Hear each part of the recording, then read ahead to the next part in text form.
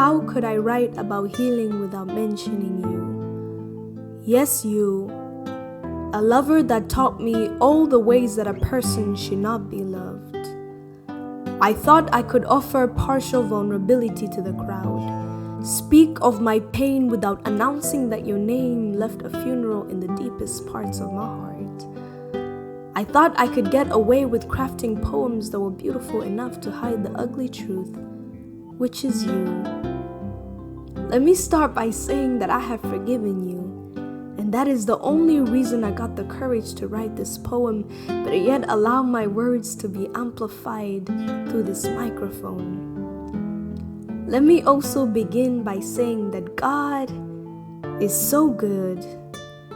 Remember when you left me broken, drowning in my bedsheets, mourning the death of my purity because you took it away.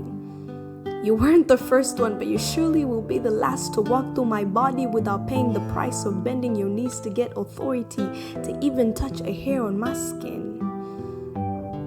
I bled in the wrong places when you told me I wasn't enough. Lord, I'm so grateful that you weren't the one. I had completely lost myself in that shallow text that you sent me saying that you could never love me the way I needed to be loved. I started searching for places that didn't exist within me. Where inside me did God allow a man to have the audacity to hold my body like an art piece and decide that I wasn't worth their fortune anymore? Why couldn't he just stand a mile further like he was staring at the Mona Lisa and understand that he could never afford me in the first place? But no, he had to hold me with his dirty hands and make sure that he left me feeling unworthy. But God is so good. I never used to pray for anything deeply, but I remember when you left me, I learned how to sleep with a prayer on my lips just in case I was having nightmares about you coming back into my life again. I won't lie, I've suffered so deeply, but I don't blame you entirely. Nothing can justify how much you hurt me.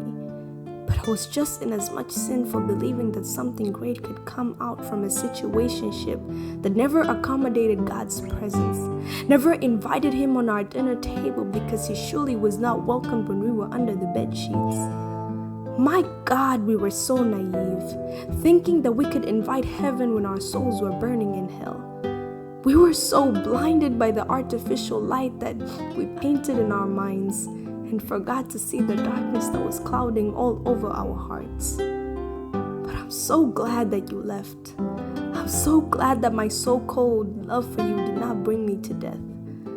I'm glad that God answered my prayers and you never came back again. Instead, when you left, God finally found a place inside my heart. He made me see light for what it truly is and discern it from darkness that was brought by shallow passion and lust. Now I am healed. I hope you find God too.